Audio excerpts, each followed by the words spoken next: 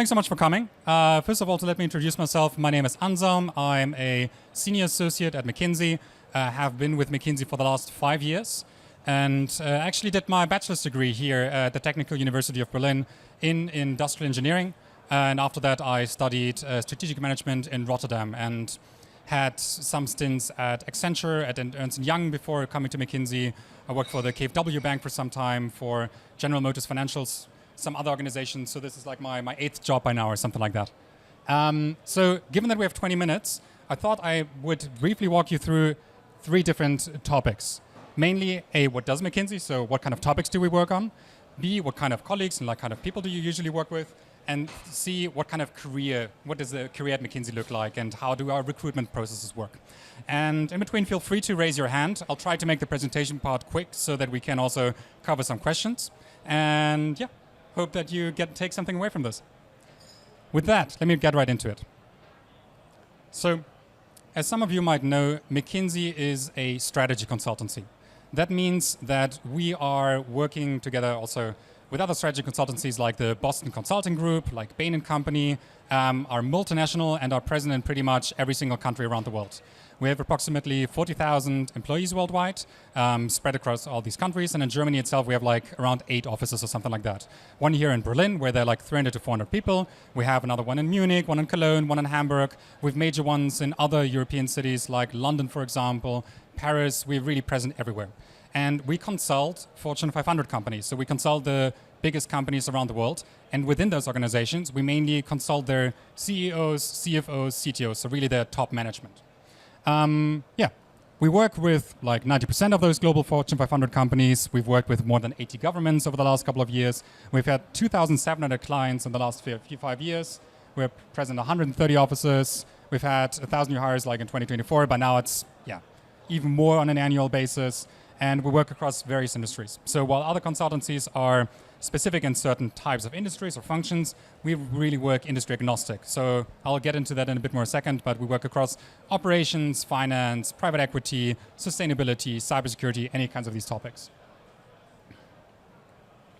So what do we actually do with these organizations? Well, most typically, managers and CFOs, CTOs come to us with their most pressing strategic questions.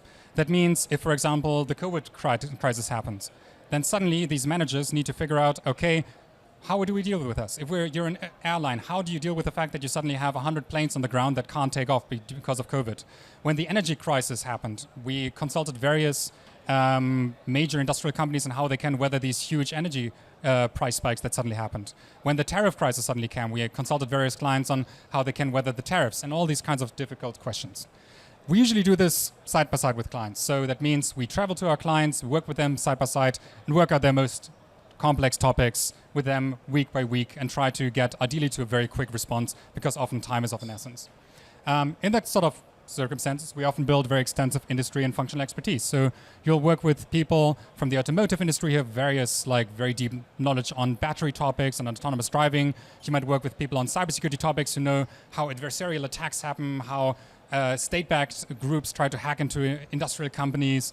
You might work with sustainability experts who really know like carbon footprint and emission specifics. It really depends on the topic, but there's really a huge range of expertise out there.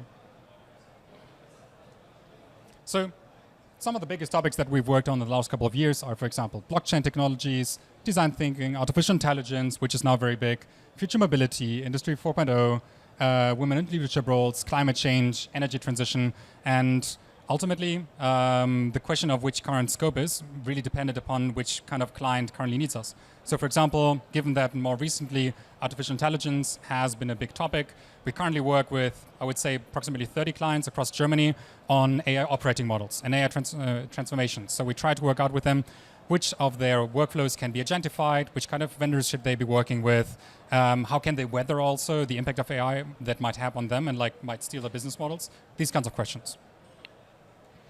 And at the same time, we also do a lot of investment into various areas of research industry. We have a think tank called the McKinsey Global Institute, as well as several smaller think tanks like the McKinsey Center for Future Mobility, which we invest vast amounts of monies into to do research on various topics. So on a weekly basis, we publish papers on current developments, be it on autonomous driving, for example, or on mobility or on energy transition, and really try to do thought leadership in that space. We're present at every major conference in the world, be it the World Economic Forum in Davos or be it the Munich Security Conference. There's always some people from McKinsey there who try to work with our clients on these important topics. With that, let me try to go a bit more deeper into which specific topics we usually try to cover. So work across various industry practices like automotives and suppliers, banks, chemicals, healthcare, public sector or technology, for example, but we also have several practices that are more functional specific, like corporate finance, digital, IT management, operations. And it really is possible to move around quite a lot between these practices. So for example, when I was hired 5 years ago, I joined as a so-called cyber fellow, meaning I was supposed to be specialized in cybersecurity. But given the demand of the clients, I was also tasked to work on lots of adjacent topics, such as business continuity management, for example, or other kinds of risk engagements, like sustainability risk, for example, or credit risk, for example, because there was some commonalities between these types of engagements. So it really kind of depends on your profile and also on the needs of the organization, what you might be staffed on in the end. The only real requirement is you need to be able to adapt to new kind of client context very, very quickly. So it might happen that you get a call on Friday telling you, hey, we have an energy client that needs you on Monday on site in Frankfurt, for example, and he or she has a problem with their business continuity management. They have a couple of data centers. One of them recently went down. They now need to ensure that the other data centers can fill up their load or something like that. And then you suddenly need to become a data center expert and work out a strategy with them and other consultancies, sometimes in the context of how you can do that. So as a result of that, some of the topics that are very common within McKinsey have changed a lot over the last couple of years and are really up to date, like tech, advanced analytics, emerging markets, design, diversity, implementation. There's really various kinds of topics that are really up to date that we work on a regular basis. What does that usually look like? Well, a typical year at McKinsey could look something like this. From January to February, you might be staffed on an 8-week engagement to optimize what we call the customer experience at a banking client in Germany. So you can all ask yourself, which are the biggest bankers in Germany and how do they typically interact with their clients? Like, I don't know, hypothetically, if you were to work with Commerzbank, for example, how do they engage with their clients? How could they make this more effective through digital means? That's something we would work on. Then suddenly from March until May, I might be staffed on a digital growth strategy for insurance in Germany. I might go to Munich and work with insurance clients there and over several weeks try to optimize their operating model there. Then I might, I don't know, do, for example, a big data and pricing and consumer industrial goods engagement in the UK for 3 months afterwards, then take some vacation, then do a telco engagement, then a knowledge project, which is more of internal projects, and then do another vacation at the end of the year. This is roughly what it could look like, but it could also look completely different. I was, for example, at some point staffed in the US for a month because there was a large rating agency that I was supposed to support. At another point, I worked remotely for an engagement that happened in Australia and New Zealand where I had to create a survey for 18 different industrial companies that were based there and we had to benchmark them on cybersecurity capabilities. I was at one point staffed in the Nordics for 3 months at a time and flew in between Copenhagen and Stockholm, for example, to do business continuity management there. So it really kind of depends on your profile and what is the current need of the organization. So now let's go into what the work week typically looks like. So typically when you work at McKinsey, you would basically start your week off by getting up early on Monday morning and taking the train or taking a plane to go see your client. Depending on where that is, it might be Frankfurt, it might be Munich, Hamburg, it might be London. So you'll go to that place and meet the client on site. Then you'll prepare for the week. You'll have a check-in with the rest of your team, your manager or the partner that is running the engagement, and you'll work out, okay, what do we need to achieve in this week? This might, for example, be preparing for a steering committee meeting. So a meeting of the board members or the C-level executives of this particular client to work on a strategy, be it to cover the COVID crisis, for example. Then you might have some problem solvings in the afternoon with your team, where you try to work at very specifics of that specific topic. So if it were, for example, for an airline that is trying to weather COVID, the questions would be, okay, what can they do with their 500 pilots at the moment that can't take off at this moment, are not allowed to take off. As a result of them, the question might be, okay, can we offer training to these kinds of people, or like put them into MBA programs until the crisis wears down again? These are the kinds of questions that we would cover. Then we might prepare for a client check-in in the evening, where we would like talk to the main counterpart, the manager or the CFO, and present them our initial hypothesis. And that person might say, yeah, this looks good to me, or no, I think we should go in a different direction, I think we should do this and that. Then you take that feedback and we work the recommendation accordingly. And this goes on over the week. You have team problem solving, check-ins with the client teams, you work on feedback from the client, you have coachings with your engagement manager where you get feedback from the manager who you've been working with, or you provide feedback to other team members, for example. You might have a training at some point in time, and usually on Thursday evenings you would travel back home, so take a plane back home or take a train back home, and on Friday you would come into our office here, which for us is in the Bikini Berlin, right here around the corner, and then you would connect with your office folks and ultimately relax at a Friday's bar and have a drink and talk about how the week went. That's roughly how it works. Having said that, over the last couple of years, of course, like remote work has become more of a thing. So as a result, we've started to work more in a hybrid model of work. So sometimes you might fully co-locate 4 days of the week and then like only take Thursdays and Fridays like in your home office. Sometimes you might do split hybrid weeks. Sometimes you might do alternating weekly presences or work on key events. It also really depends on what your client wants. For example, what has happened often to me is that while we were very interested in working on-site with the clients, many clients have resulted to full-time remote work themselves. So it has happened to me that I've gone to a client and they were not actually there because they were saying, oh, you know what, I'm working from home today. So we really tried to push this idea of in-person collaboration, but it really also depends on the specific client engagement that you currently work in. So with that being said,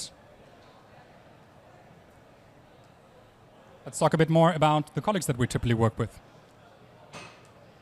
So as mentioned, we are approximately 30,000 people worldwide, which can be differentiated into generalists, experts, software architects, and researchers. So we have various profiles.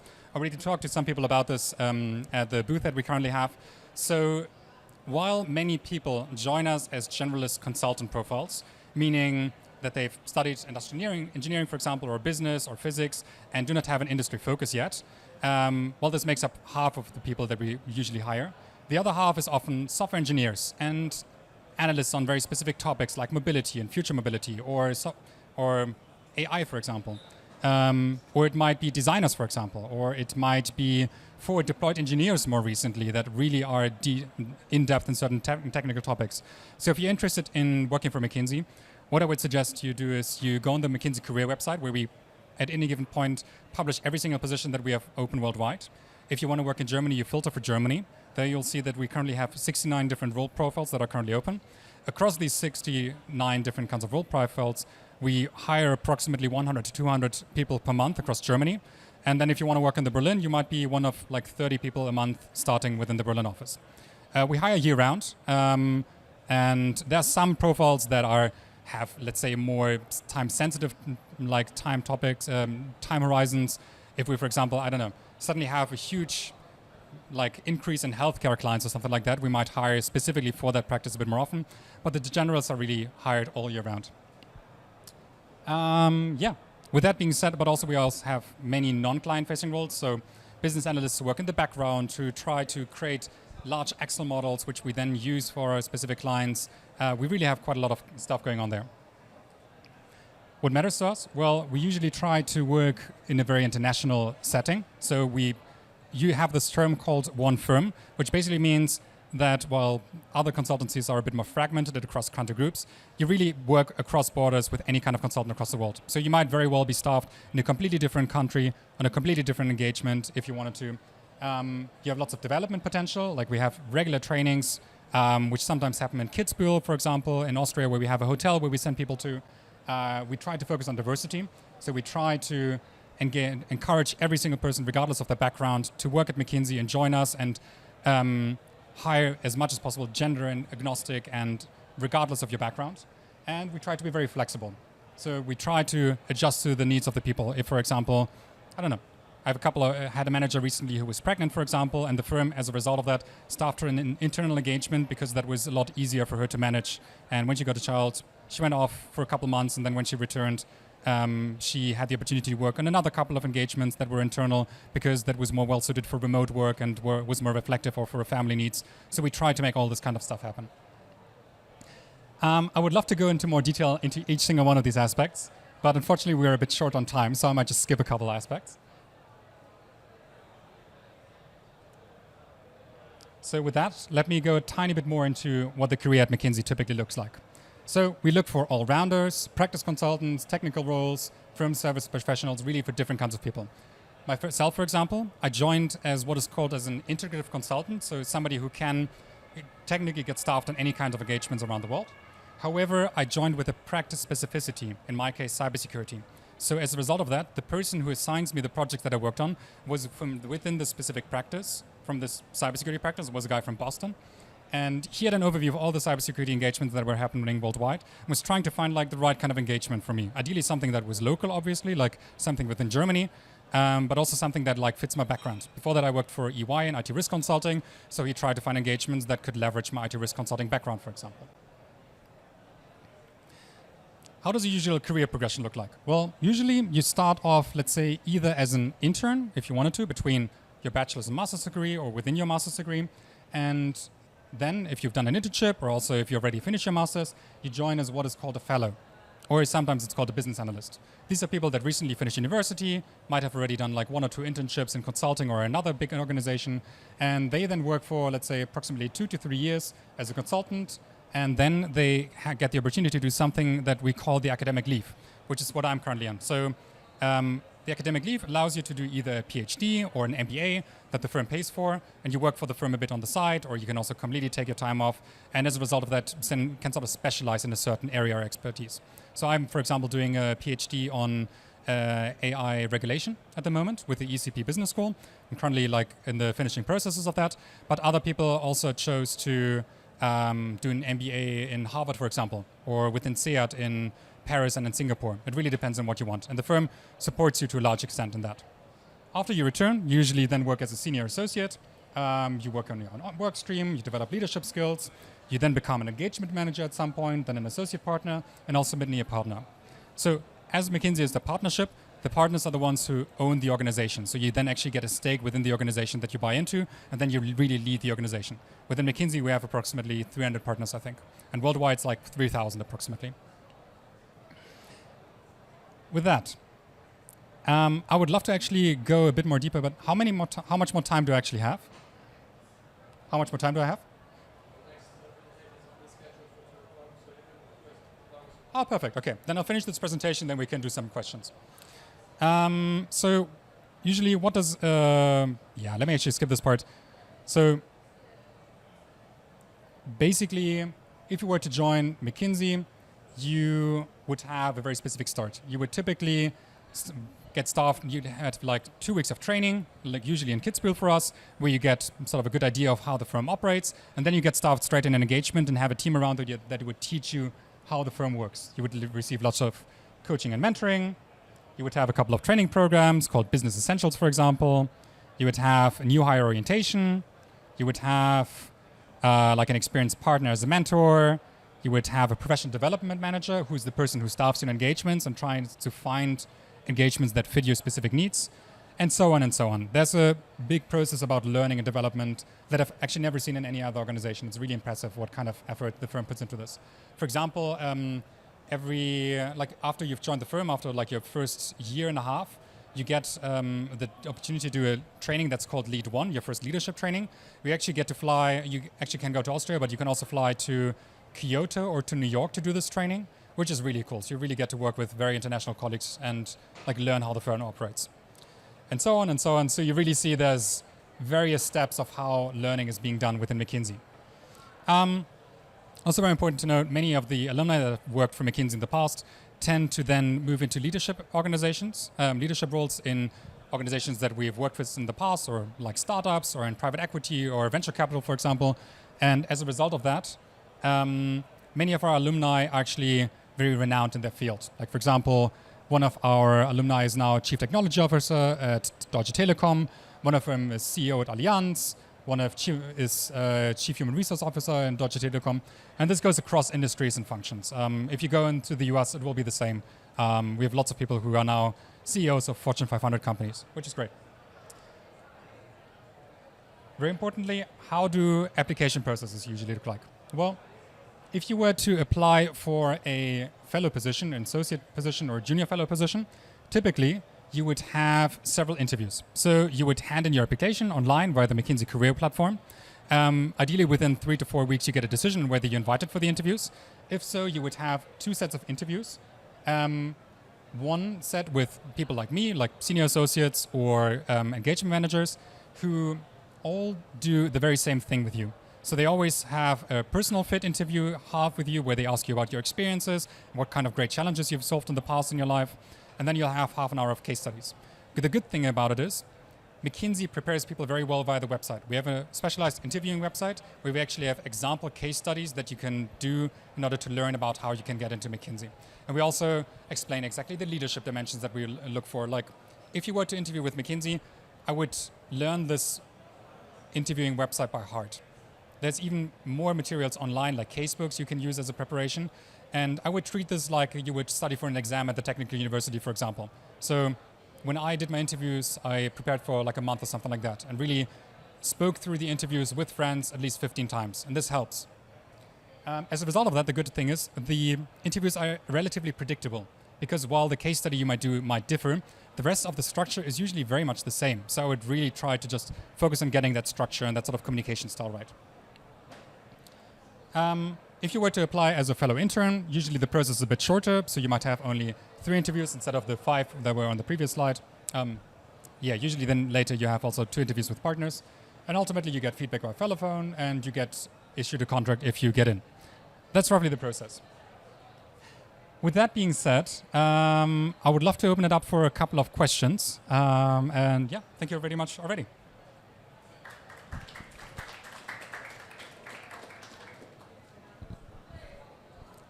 Any thoughts or questions? None of you is being evaluated, so feel free to ask me anything.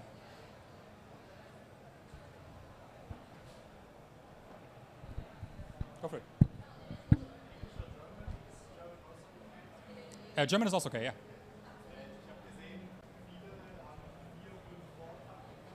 Yeah.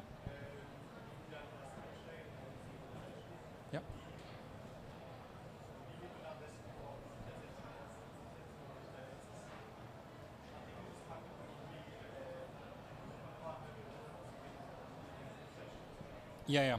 Good question. Let me respond in English because I'm not sure if everybody here speaks German.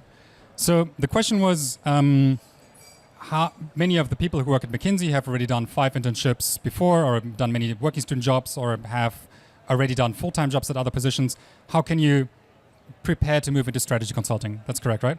So the answer to that is, yeah, you kind of move your way up. So my first job was, I was first an unpaid intern in like an AIDS prevention organization. That was my very first internship. Then my first paid job was as a dishwasher in like a cafe in Wannsee. Then I was, receptionist at a Möbelhaus here in Berlin.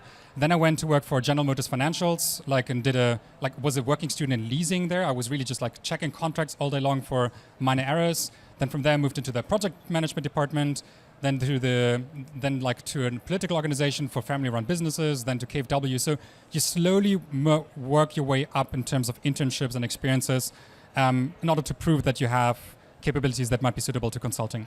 So I applied actually for McKinsey at one point after my bachelor's degree, didn't get in because I simply didn't have sufficient experience in that regard yet. But then at a later point in time, I got the opportunity to participate in a case study competition here at Technical University that was sponsored by Accenture. They apparently liked me, and they asked me if I would like to intern with them. So I went to Accenture Strategy, did 6 months with them, then started my own startup in between bachelor's and master's, gained some experience through that, then decided to do a master's abroad, which can also be a good indicator if you want to get into McKinsey. Worked for Ernst & Young in parallel, and so slowly I moved my way up. And I wouldn't have been able to get into EY if I hadn't done the time previously at Accenture. And I would have been able to get into Accenture if I hadn't previously worked at General Motors Financial. So for me, this was like a 6-7 year process that ultimately led me to the point where McKinsey then invited me for an interview. So what I'm trying to say with that is, if you want to get into consulting, or more specifically strategy consulting, think long-term. If you're currently in your bachelor's or your master, it doesn't matter at which point in time. Think about what might be necessary so that you gain the necessary experience so that you can move into this position in the long term and start early with it. And if you apply for McKinsey and like at first get rejected, do not take this as a discouragement. Just think about the fact that sometimes there are 200 other people applying for this role, and rather try to think about, okay, how can I show my worth compared to these 200 other people? What can I do in order to differentiate myself? And this doesn't only have to be work experience, it can also be extreme academic merits. Like if you've, for example, done a PhD and have published a paper that has been peer-reviewed at a great conference or at a great journal and got lots of citations, that might be something that makes you stand apart. Or it can also be, for example, that you've run a student organization and have organized really cool events here at the Technical University. There's really no limit as to how you can prove yourselves, and we do review every single application in person, not automatic, on a case-by-case basis. And if you see something that really makes you stand out, we invite these people. Yeah. Does that answer your question? Okay, cool. Yeah. Yeah. So the question was on the dress code. So honestly, the answer is we adjust in our dress code to our clients. Today, my clients are you guys. Hence, I dress up in a way how I would feel comfortable at the Technical University, so to say. Usually when I dress up in the office myself, I would be very, very informal. I would be dressed like this. However, if I were to interact with a client in the banking sector, I would, of course, dress up in a suit and act accordingly. If I, for example, were to work with a client from the sports industry, for example, or healthcare sector, that might be uncommon for people to wear suits, so I would dress up accordingly. So really, you just adjust to your client. Does that answer your question? Interview process, I would wear a shirt. Like you don't have to wear like a tie or something like that. Like so, if you're a guy, just wear a nice white clean shirt. That's perfectly fine. Yeah. Any other questions? Yeah.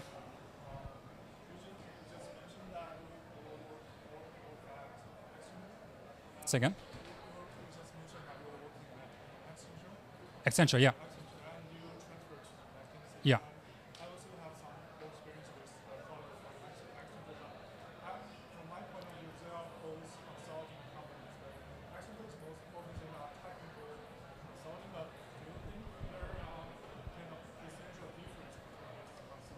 Yeah, that's a very, very good question. So the question was around how do different kinds of consultancies differentiate between one another? Let me answer like this. There are typically around 5 different groups of consultancies. You have the strategy consultancies that are typically McKinsey & Company, Bain & Company, BCG & Company, sometimes Roland Berger also in that context, whose primary business model is consulting top-level executives on their most strategic issues. So we will really work with the CIOs, CFOs, CTOs on their questions. As a result of that, engagements are typically short because they have to be very time-constrained and effective because usually there's only a couple of weeks' time until the next board meeting when the presentation has to be done. So we usually work with these clients only 2 to 3 months at a time, but very intensively. There are other kinds of consultancies, like for example, Accenture would be a front-to-end consultancy. They have a strategy arm called Accenture Strategy.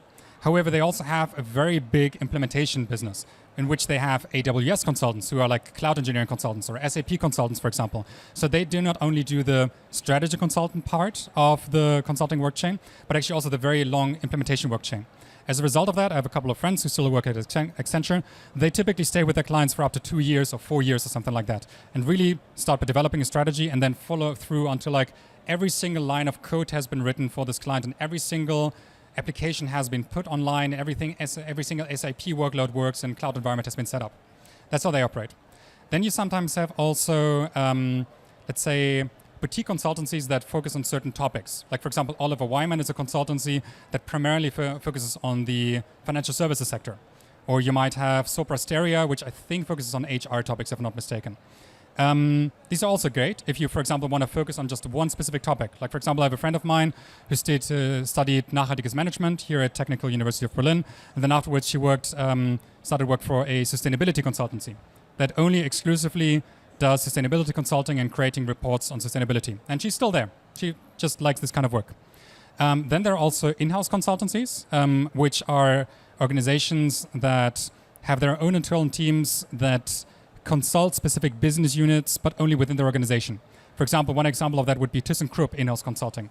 So you have a team within ThyssenKrupp that goes from location to location and tries to help them with the most pressing issues. These are the rough groups. And then lastly, very importantly, there's also the assurance and auditing companies. These are the big four. These are PwC, Deloitte, KPMG, and EY, as well as various other smaller auditing firms whose primary business model is not actually consulting, but actually end-of-year audits. So they really go into every single DAX company at the end of the year and try to assess whether they adhere to regulatory norms in Germany, for example. And they do this across nations. Does that answer your question?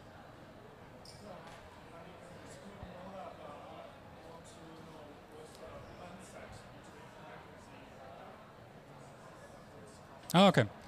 So the mindset that I had within Accenture strategy, for example, was roughly similar to what I experienced at McKinsey.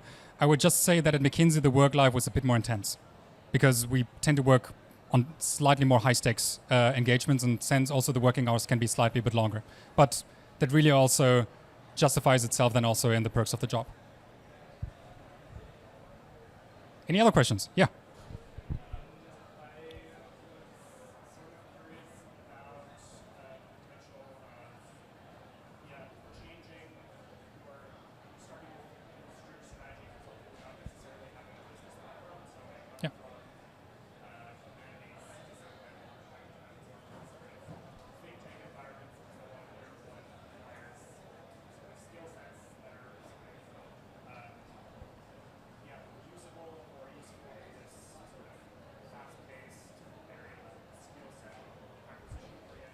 Yeah.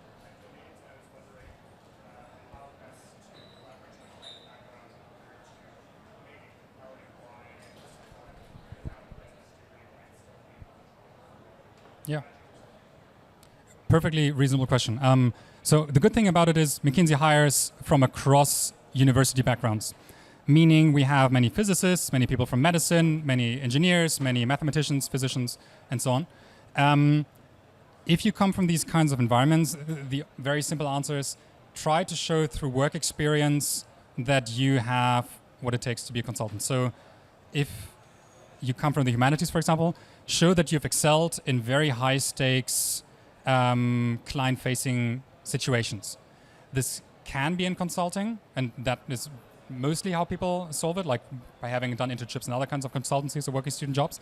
However, it can also be by showing that you've, I don't know, worked in venture capital, for example, or in investment banking, for example. That would be an environment, because recruiters at McKinsey know, okay, if you worked at Goldman Sachs in investment banking, then you know how it is to like work very long hours and make rapidly different kinds of jobs in a very short time span.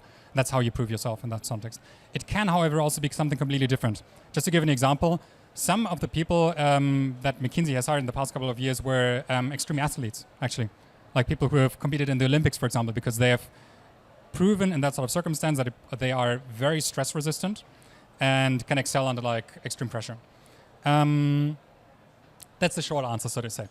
Of course, not everybody here is an Olympic gymnast or something like that. So yeah, try to do it through internships, try to run go in the student organization that might be impactful. And if you want to get into McKinsey, there's also one other advice I can give you. We have retention networks for students. One of them is, for example, called First Hand. So this is a network that we've set up where students can apply for. They once have to upload their CV there. And if you get accepted into this network, you get part of an emailing list where we invite participants of every city to events like once or twice a year. So approximately once or twice a year, I book a dinner location here in Berlin, and I invite like 20 to 30 people who have shown promise to get there and like have dinner with me and a couple of other consultants, and we just discuss how McKinsey operates and how they might at one point apply for McKinsey. And if you've already gotten into this retention network, that's a great first step to A, understand the company, and B, also then apply in the long term and get in.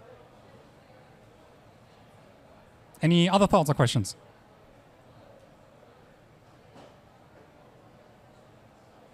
Right. How much more time do we have?